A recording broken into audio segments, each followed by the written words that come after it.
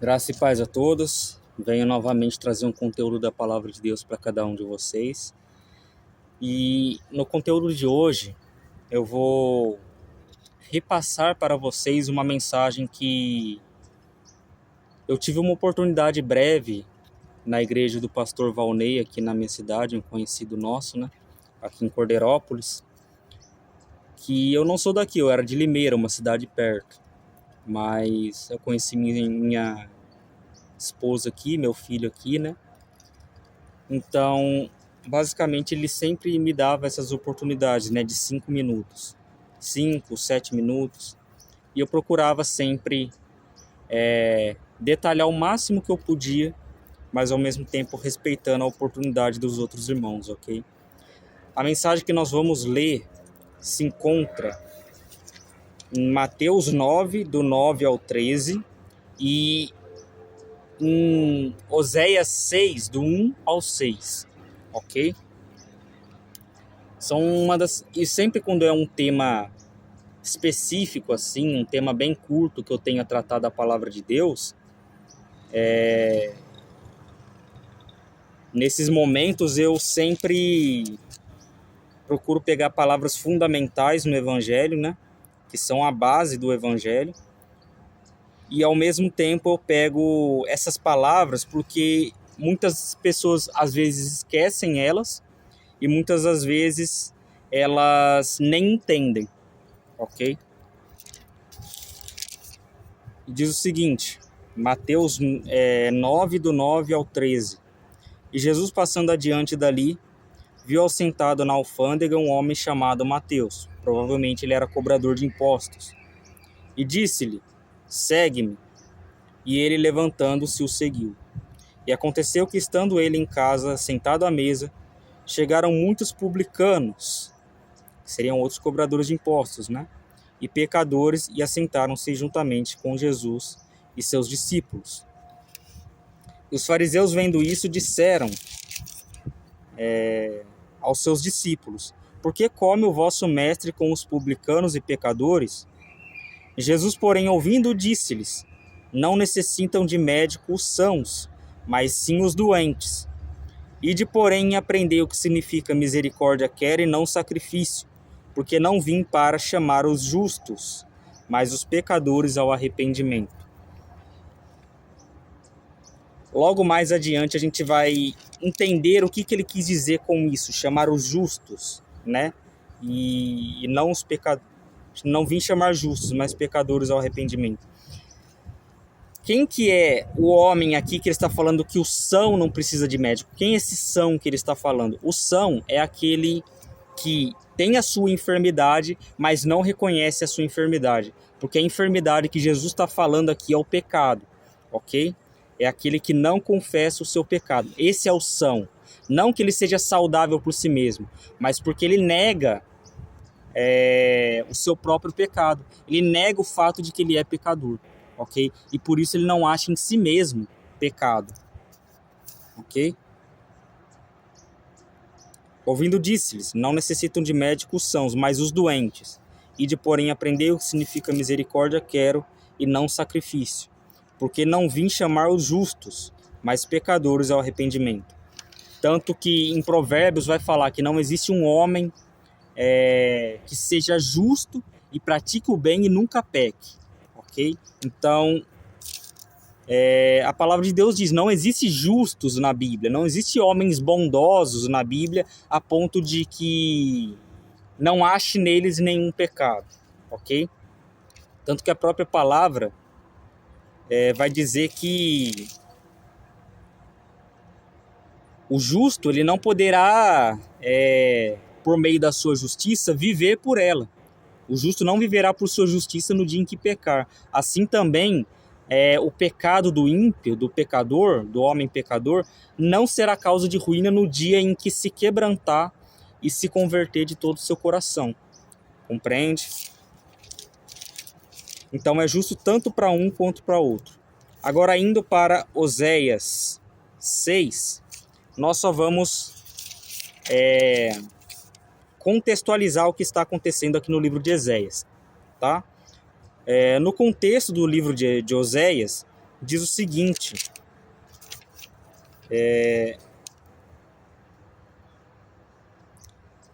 no capítulo 1 e capítulo 2 de Oséias, ele vai relatar que Deus pediu para que Oséias tomasse para si uma prostituta e tivesse filhos de prostituição com ela. Ok? Já se atentando aqui. Quem mandou Oséias fazer isso? Deus. Deus mandou. E o porquê que Deus mandou fazer isso? Porque a terra se prostituiu afastando-se do Senhor. Ele não falou que apenas Israel se prostituiu. Ele falou que a terra, todo o mundo, se prostituiu se afastando do Senhor. E o que acontece? Ali ele fala para ele tomar filhas de prostituição com essa mulher. E ali primeiro nasce Lo-Ammi e depois Lo-Ruhamá, se não me engano, né? E ambos têm um significado negativo. E tinha momentos que Deus pedia para que os profetas fizessem essas coisas justamente para chocar a nação mesmo de Israel. Já que eles estavam tão profundos em seus pecados e suas idolatrias, ele fazia isso justamente para chocar, para levar a mensagem do seu juízo até eles. Ok? Diz o seguinte: Lo-Ammi e Lo-Ruhamá são nomes simbólicos dados aos filhos do profeta Oséias, no livro de Oséias, capítulo 1. Isso você encontra facilmente no Google, tá? Basta você digitar lá significado de Lo-Ruhammi e Lo-Ruhamá, ok? Lo-Ammi e Lo-Ruhamá. Só escreve isso, segundo a Bíblia. Daí o Google vai jogar para você essas informações que eu estou falando aqui. Lo-Ammi e Lo-Ruhamá são nomes simbólicos dados aos filhos do profeta Oséias, no livro de Oséias, capítulo 1, para representar o juízo de Deus sobre Israel devido à iniquidade do povo de Israel. Lá vai estar escrito infidelidade, mas o correto seria iniquidade, né?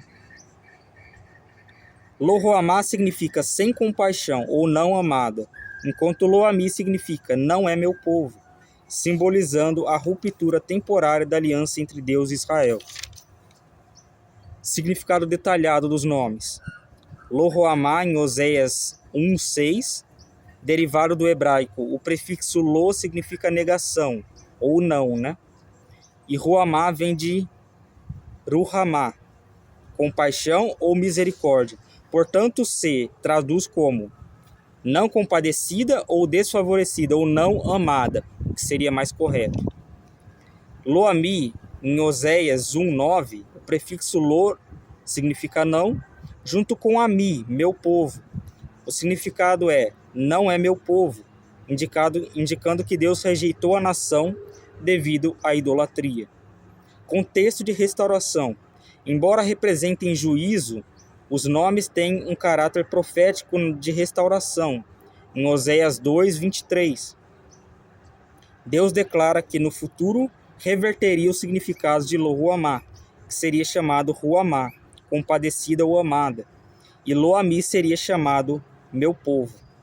Então, basicamente, algumas informações que o Google não tratou aqui que durante um tempo eles estariam sem rei, sem sacerdotes, sem terafins, que na verdade eram imagens de escultura daquela época, sem nada. E nesse momento eles se voltarão a seu Deus e serão convertidos. E ele diz, eles não serão salvos com arco, com espada, com guerra, com cavalos, com nada disso. Será salvo pelo Senhor, ok? Ou seja, unicamente por Deus. Então, no texto de Oséias se aplica a toda a Escritura. Ou seja, nós não somos salvos por guerra, por meio de guerra ou coisa do tipo. Porque alguns judeus acreditavam que o Cristo viria para reinar na terra, literalmente. E não que ele viria morrer pelos nossos pecados. Ok?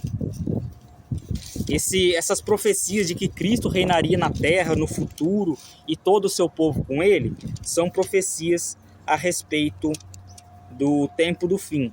Ok?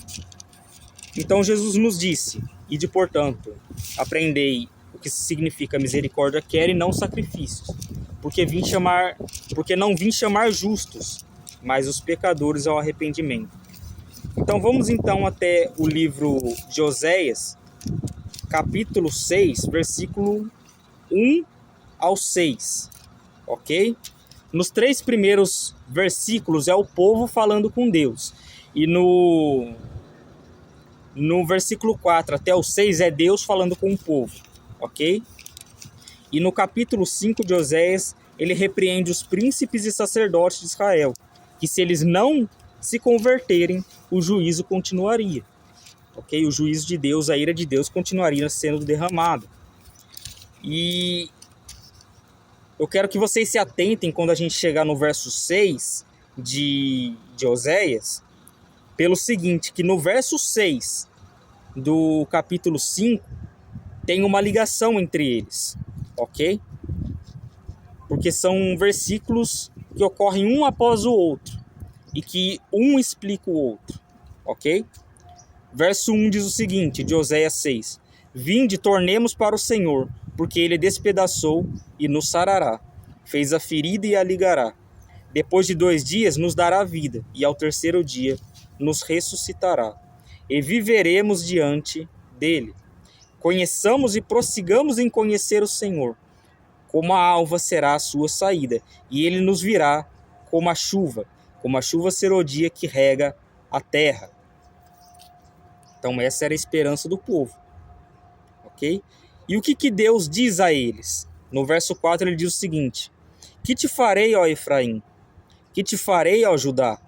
Porque a vossa bondade é como a nuvem da manhã e como o orvalho da madrugada que cedo passa. O que ele está querendo dizer aqui é: a bondade de vocês dura muito pouco e logo vocês tornam a fazer o que é mal, ok? A vossa bondade não permanece. E é o que o próprio Cristo falou em João 15. Se você ler o Evangelho de João 15 completo, você vai achar essa fala de Jesus. E ele diz o seguinte, que essa é a vontade de Deus, que vocês dão um fruto e o vosso fruto permaneça. Então, esse fruto que ele fala é o fruto do Espírito Santo, ok? Em Gálatas 5, se não me engano, ou Gálatas 6, não lembro agora, que fala das obras da carne e o fruto do Espírito. Creio que seja Gálatas 5. As obras da carne e o fruto do Espírito. Tudo aquilo ali que está no fruto do Espírito, ele fala que ele quer que nós venhamos a dar esses frutos, ok? E que esses frutos permaneçam, que eles não sejam, a gente dá fruto hoje e amanhã já não dá, entende? Ou seja, a vontade de Deus é que a gente dê o fruto do Espírito Santo e esse fruto permaneça em nossa vida. Por isso os abati, no verso 5, por isso os abati pelos profetas, pela palavra da minha boca, eu os matei, e os teus juízos sairão como a luz. Okay? Ou seja, aqui ele prometendo uma restauração, né? Porque eu quero misericórdia e não sacrifício, e o conhecimento de Deus mais do que holocaustos. Isso aqui eu não falei na pregação lá na igreja, mas eu vou citar o verso 7 também. Ó. Mas eles transpassaram concerto como Adão e se portaram aleivosamente contra mim. Eu pesquisei no dicionário o que significa esse aleivosamente, né? E basicamente significa o homem que é falso, o homem que faz coisas boas para mascarar sua má intenção. Ou seja, ele faz algo bondoso, mas no fundo ele está fazendo ou para se gloriar, ou ele está fazendo com uma intenção maligna, entende? Ou seja, é um homem falso. Mas eles transpassaram um concerto como Adão, e eles se portaram alevosamente contra mim. Por isso que ele cita Adão, porque Adão, ele agiu com falsidade com Deus. Ele não confessou seu pecado, entende? E ele quis tacar a culpa na Eva. A Eva, a mesma coisa, tacou a culpa na serpente, entende? Então, por isso que ele cita Adão aqui nesse texto, né?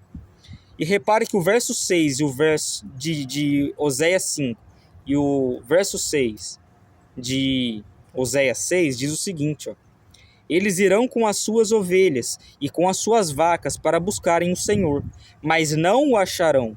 E ele se retirou deles, ou seja, o Senhor se retirou deles.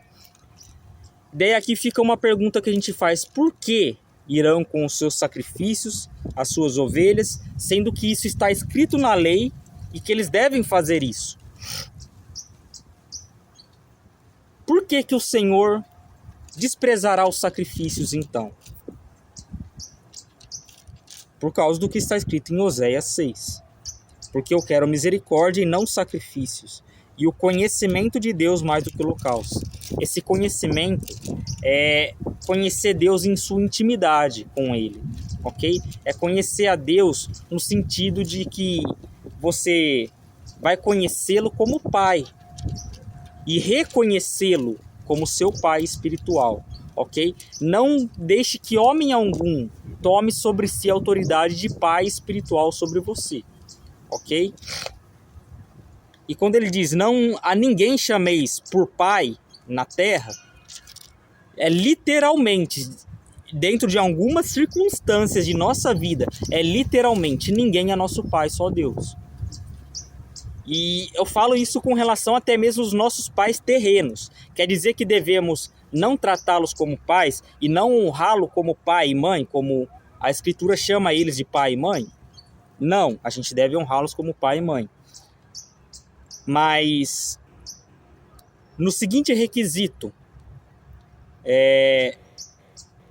não podemos chamar ninguém por pai aqui, no sentido de pai espiritual. Imagine um homem ou um adolescente que teve muitos traumas em sua infância por parte do seu pai. E vem um falso profeta, que a Bíblia fala que é um lobo mascarado como pele de ovelha. Lobo em pele de ovelha.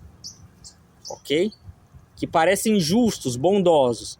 Imagine vem esse falso profeta até ele, a fim de extorquí-lo, a fim de explorar a fé dele.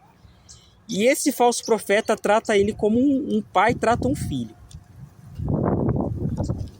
Você acha que ele não vai olhar para esse falso profeta e vai reconhecer uma figura paterna ausente em sua vida e vai respeitar esse falso profeta a ponto de defendê-lo em tudo? E aí mora o pecado da coisa. Essa síndrome, né, vamos dizer assim, de patologia, essa ausência de pais que realmente prestam, né, no mundo, nas vidas de alguns homens, né, geralmente pode fazer com que eles reconheçam uma figura paterna onde a Bíblia diz para você não reconhecer ninguém como figura paterna, somente Deus. Por quê? Porque Deus te guiará ao bom caminho. O homem, você não sabe se ele guiará ao bom caminho ou não. Você não sabe discernir as intenções do coração dos homens. Mas a intenção do coração de Deus sempre é boa com relação aos homens, ok? Então, é basicamente isso que Jesus quis dizer. E, dito isso, lá em Mateus 9:13, ok? Ele diz, ide porém aprender que significa misericórdia quero e não sacrifício, porque não vim chamar justos, mas pecadores ao arrependimento. Ou seja, tem alguém que seja justo nessa terra? Não tem. Não tem. E sabe qual que é o erro dos homens? Lá foi um culto de estudo, né? E lá eles dão uma oportunidade para a gente falar e para a gente aprender também, ok? E geralmente quando eu procuro falar, eu procuro complementar a fala das pessoas, ok? Eu nunca diminuo a fala delas, eu nunca vou contra a fala delas quando eu vejo que elas estão corretas. Eu complemento, mas quando eu vejo que elas estão erradas em algum assunto, aí eu corrijo, ok? Então, basicamente, Oséias pecou tomando aquela prostituta? Não. Existem duas coisas que a gente deve aprender. O espírito da lei e a lei escrita. A lei escrita não vai mudar. O espírito da lei, o que é? Por isso que existe aquele versículo que diz que a letra mata, mas o espírito vivifica. Porque se você for cumprir à risca os mandamentos ali, existe mandamento que manda você apedrejar o homem que trabalha no sábado. Entende? Já aconteceu isso. Existe lei que o adúltero você tem que apedrejar. Você vai seguir essa lei? Então, se você for seguir essa lei, então você já pode pegar e dar a pedra para os seus irmãos te apedrejar, porque você já olhou e cobiçou também, ok? Levando nesse sentido, os homens sempre achavam que o pecado era algo praticado. A prática do pecado é pecado, mas o pensar nele não era, entende? É o que eles achavam. Então, eles olhavam de maneira diferente para si mesmos. Eles não olhavam de dentro para fora. Eles olham suas ações de fora para dentro. E quando é para analisar dentro, eles nem chegam a analisar. Porque eles ficam fascinados com os seus atos de bondade que eles veem na aparência deles. Mas eles não reconhecem que vivem uma vida de falsidade. Entende? Por isso eles não enxergam os seus pecados. Porque dia após dia você tem que fazer o seguinte: analisar o seu pensamento. A Bíblia chama o nosso pensamento de coração. Ok? Por isso que Jesus fala, do coração vêm os maus pensamentos, os maus desígnios. Porque quando você vai pecar, você não sente aquela vontade que parece que te puxa para o pecado? Aquele desejo muito forte que te puxa ao pecado? Como, por exemplo, no caso do adultério, no caso da fornicação, no caso do cobiçar, você não sente esse desejo te puxando para aquilo, ainda que você não queira fazer aquilo? Então, essa atração já é um pecado, ok? E eu acredito fielmente que os pecados cometidos na mente e no coração, nos desejos, você deve confessar a Deus. Por quê? Porque se você deixá-los em seu coração, como você vai abrir mão deles? Porque pensamentos, intenções do coração e desejos não são coisas palpáveis ao homem. O homem não consegue pegar e tirar de si mesmo, já que está preso dentro de si mesmo. Então, quem é poderoso para tirar esses pensamentos e desejos do coração por aquilo que é mal e depositar o que é bom no coração do homem? O próprio Deus. Compreende? O homem não consegue fazer por isso mesmo. A única instrução que a palavra de Deus nos dá é que tudo aquilo que é puro, tudo aquilo que é bom, tudo aquilo que é digno de louvor, de honra, nisto pensai, ok? E isso com relação a qualquer assunto, não somente a palavra de Deus, mas com relação a qualquer assunto, ok? Que você for tomar, você deve partir desse versículo. Tudo que é bom você pensa. Mas para você pensar no bem, você tem que pensar no contraste que é o mal. Por exemplo, por que a ação que tal homem fez é mal? Entende? Porque a palavra de Deus diz que é mal. Entende? Então o que acontece? Muitas vezes você vai olhar os homens pecando e você não vai precisar cometer o mesmo pecado que eles para aprender.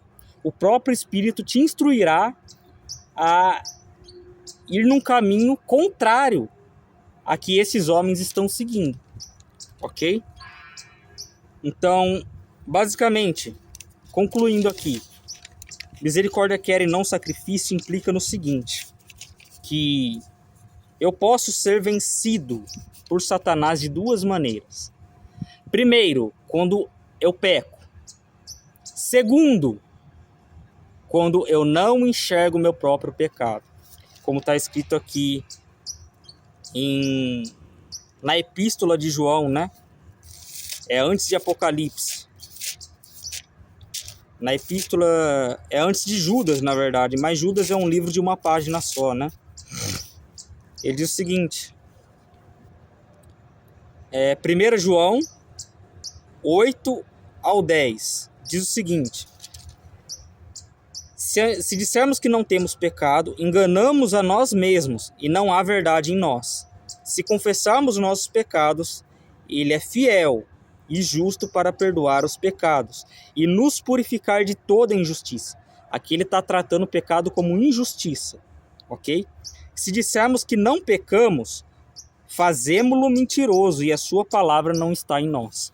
Ou seja, nós tornamos a palavra de Deus mentirosa, e ao tornar a palavra de Deus mentirosa, nós tornamos Deus mentiroso. Nós rebaixamos Deus à imagem de homens mentirosos em sua própria natureza, ok? E isso é uma blasfêmia.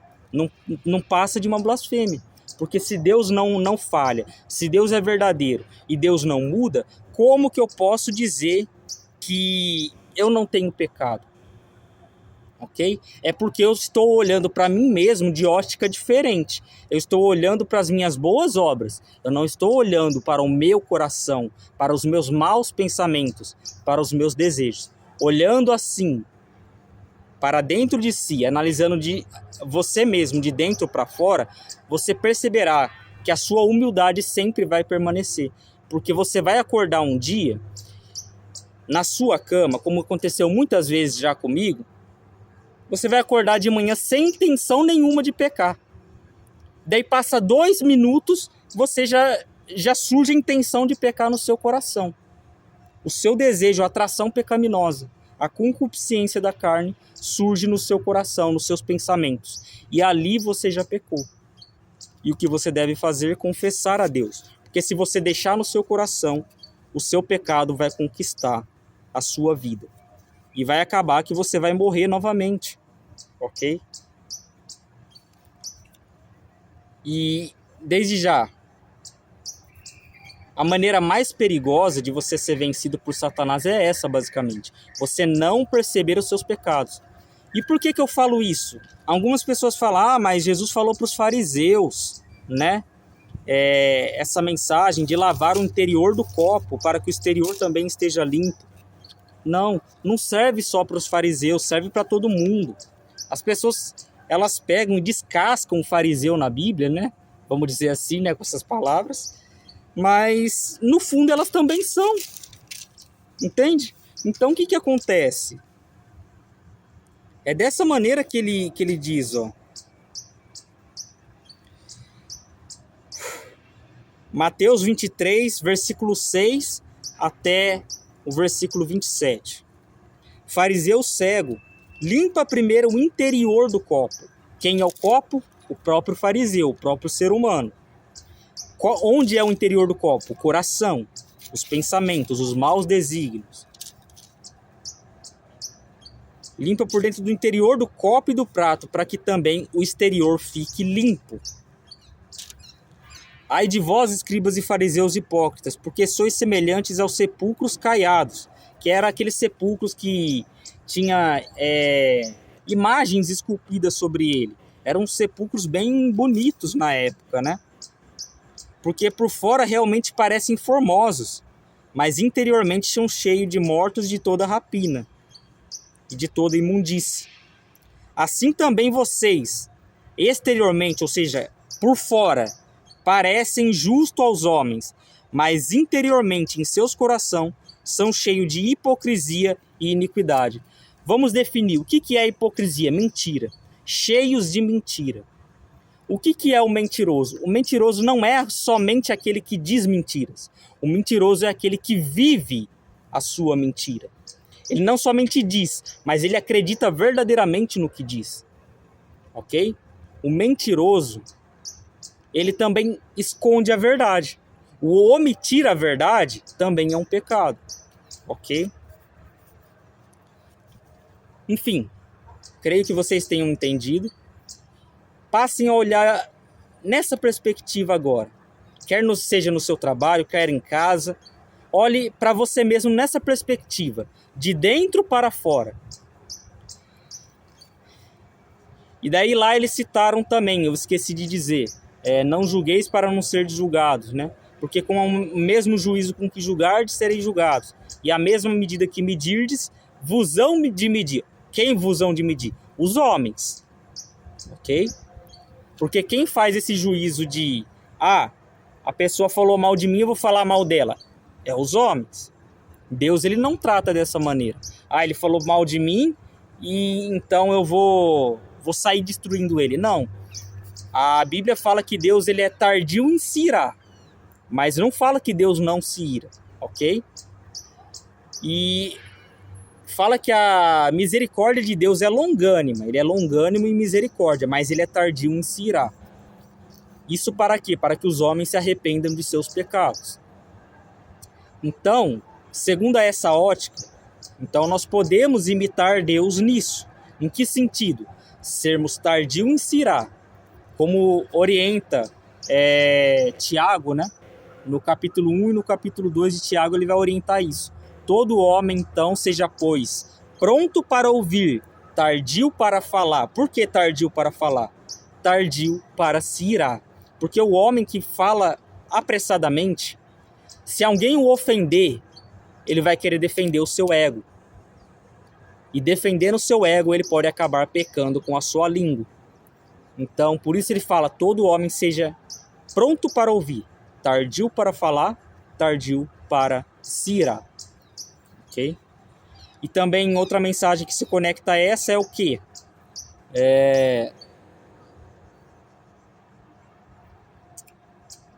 A outra mensagem que conecta a essa é o seguinte: irai-vos e não pequeis. Como assim irai-vos e não pequeis? Não se põe o sol sobre a vossa ira. Você pode se irar com a injustiça dos homens? Você pode. É um motivo justo a se irar. Mas se você permanecer com essa ira ao longo do dia, você pode acabar pecando, porque você pode acabar descontando em alguém essa ira sua. Porque você é homem e não Deus. Você é carne e não espírito. Ok? Então, é basicamente isso. Tenha em mente essas questões. Quando eles falaram não julgueis ali, o não julgueis da Bíblia não significa que você não pode julgar ninguém.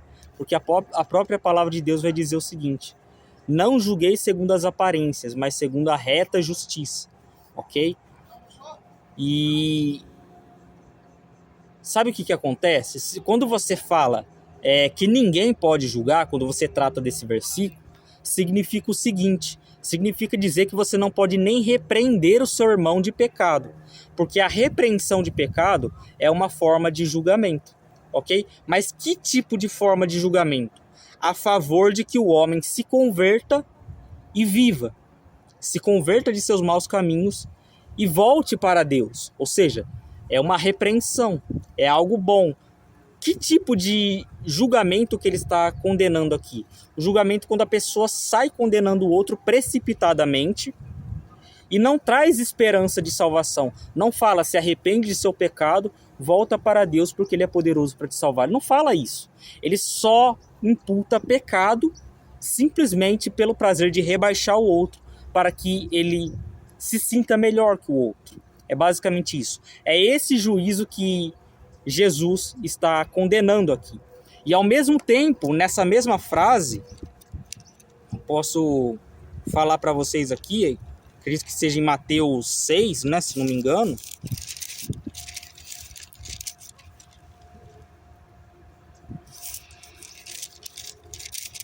Ou é Mateus 6 ou é Mateus 7. É no Sermão da Montanha, né?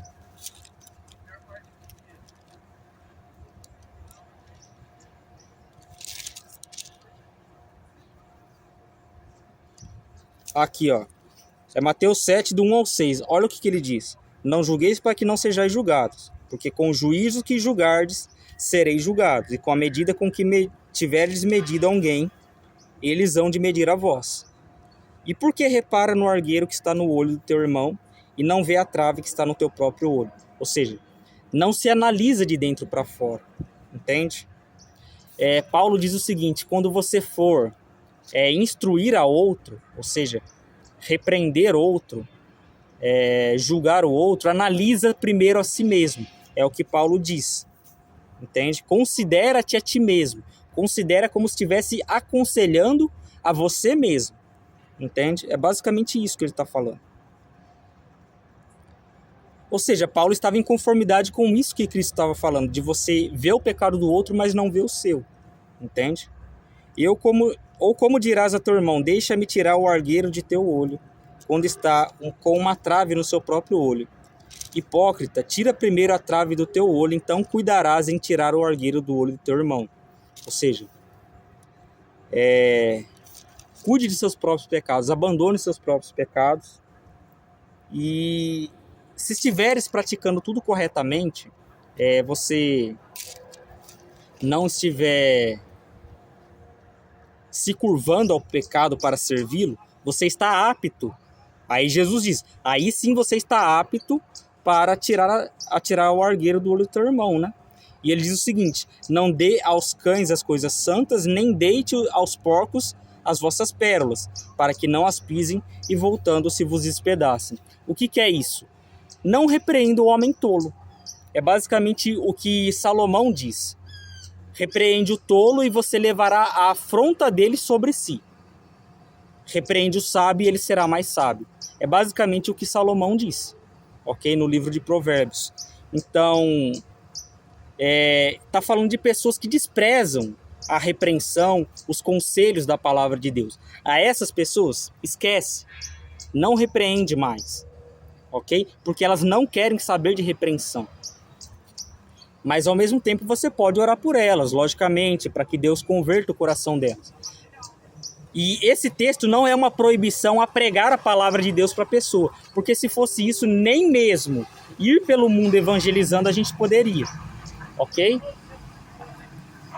Mas a questão tá falando de repreensão, ok? A pessoa não aceitar um julgamento sobre ela, a favor dela, a favor de que ela se converta, ok?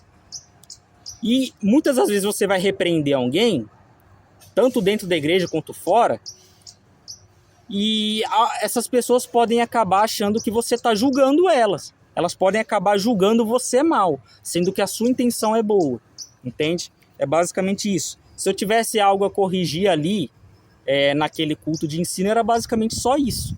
O resto estava tudo correto, ok? Espero que tenham entendido. Uma ótima semana a todos. Falei coisas mais excelentes, vamos assim dizer, né? Porque o Espírito Santo tocou no meu coração para falar. Essa ministração foi breve, mas ao mesmo tempo muito profunda, para que vocês estudem durante a sua semana, ok? Graça e paz a todos. Uma boa semana.